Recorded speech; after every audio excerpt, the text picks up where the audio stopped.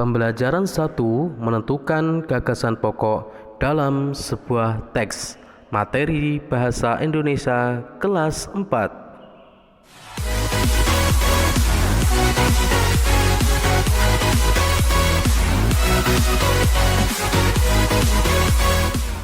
Bismillahirrahmanirrahim. Assalamualaikum warahmatullahi wabarakatuh. Selamat pagi anak-anakku semuanya, kelas 4A yang solih dan solihah. Semoga anak-anak hari ini dalam keadaan sehat serta tetap bisa mengikuti kegiatan pembelajaran daring untuk hari ini.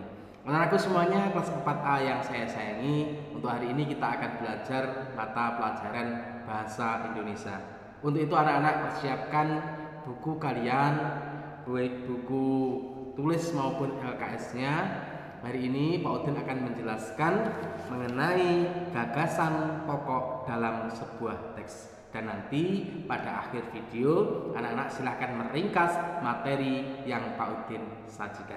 Tetapi anak-anak, sebelum anak-anak memulai untuk kegiatan pembelajaran kita hari ini, marilah kita berdoa bersama-sama semoga diberi kelancaran oleh Allah Subhanahu wa taala dalam kegiatan pembelajaran kita hari ini.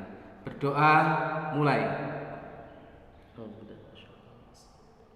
Alhamdulillah. Ya ya Rabbi.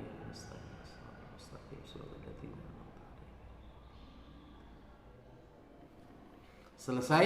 Semoga dengan bacaan Ummul Quran tadi dapat menambah kelancaran pada kegiatan pembelajaran kita hari ini. Anak-anakku semuanya, kelas 4A yang saya sayangi, sesuai apa yang sudah saya sampaikan tadi, bahwasanya untuk hari ini kita akan belajar kembali untuk mata pelajaran Bahasa Indonesia. Silakan anak-anak membuka buku LKS-nya halaman 4 mengenai cara menentukan informasi penting dalam sebuah teks, khususnya menemukan gagasan pokok dalam sebuah teks. Setelah kalian membuka buku kalian, silakan kalian simak baik-baik penjelasan dari Pak Udin berikut ini. Selanjutnya Pak Udin akan menjelaskan mengenai cara menemukan sebuah informasi penting dalam sebuah teks. Jadi dalam sebuah teks bacaan itu anak-anak, ada sebuah informasi yang sangat penting yang dapat mendukung anak-anak bisa mengetahui isi daripada teks tersebut. Nah, langkah-langkah atau cara menentukan informasi tersebut, yang pertama, halaman 4 silahkan kalian buka. Yang pertama, bacalah teks hingga selesai dan memahami isinya. Jadi ketika kalian ingin memahami isi dari teks itu, maka kalian harus membaca secara utuh daripada teks bacaan tersebut. Jangan kamu baca setengah-setengah, tetapi kamu harus membaca secara utuh. Itu yang pertama. Selanjutnya yang kedua, catatlah informasi penting yang terdapat dalam teks. Jika ada informasi yang sekiranya penting, itu bisa dicatat atau digarisbawahi anak-anak. Bisa di stabilo atau digarisbawahi sehingga anak-anak bisa menambah wawasan mengenai informasi-informasi penting dalam teks tersebut. Yang ketiga, rangkailah informasi penting tersebut menjadi tulisan menggunakan bahasa kalian sendiri. Setelah kalian menggarisbawahi atau memberi tanda pada teks tersebut, kemudian kalian gabungkan stabilo atau garis bawah tersebut dari teks tersebut, kalian gabungkan sehingga membentuk suatu rangkaian informasi yang sangat penting menggunakan bahasa kalian sendiri. Bisa misalnya pada halaman 4 tersebut, di situ ada sebuah teks mengenai bagian tubuh manusia. Semua bagian tubuh manusia sangat membutuhkan asupan cairan, mulai dari kulit, jantung hingga otak. Tahukah kamu bahwa saat kita duduk dan membaca tulisan itu, tubuh kita sedang kehilangan cairan? Nah, ketika kalian membaca dari awal sampai akhir, maka nanti kalian akan menemukan informasi yang penting dalam teks tersebut. Nah, itulah gagasan pokok daripada teks tersebut. Nah, gagasan pokok dari teks tersebut yaitu halaman 5. Berdasarkan teks tersebut, informasi yang dapat diambil adalah ternyata informasi daripada teks itu adalah semua bagian tubuh manusia memerlukan cairan. Itu ternyata informasi yang sangat penting pada teks tersebut.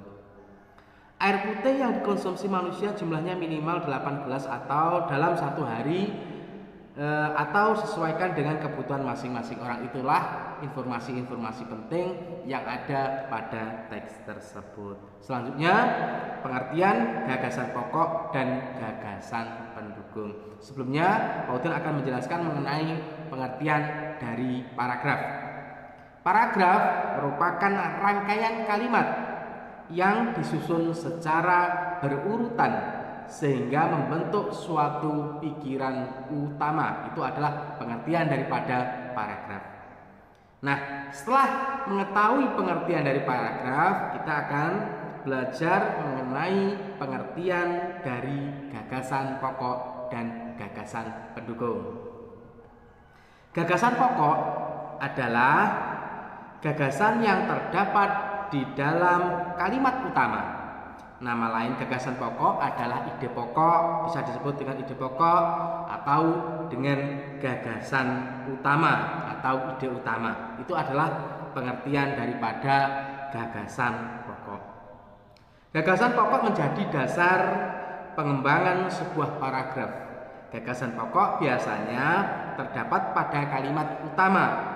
Berikut ciri-ciri kalimat utama. 1. Bersifat lebih umum dari kalimat lainnya. Yang kedua, biasanya terletak di awal atau di akhir paragraf. Bisa disebut dengan paragraf deduktif atau induktif. Yang ketiga, dapat berdiri sendiri jika kalimat lain dihilangkan. Itu pengertian atau ciri-ciri daripada gagasan pokok. Selanjutnya yang kedua, yaitu gagasan pendukung. Gagasan pendukung adalah gagasan yang berfungsi memperjelas dari gagasan utama. Itu pengertian daripada gagasan pendukung. Jadi yang pertama tadi gagasan pokok, yang kedua setelah ada gagasan pokok kemudian ada gagasan pendukungnya.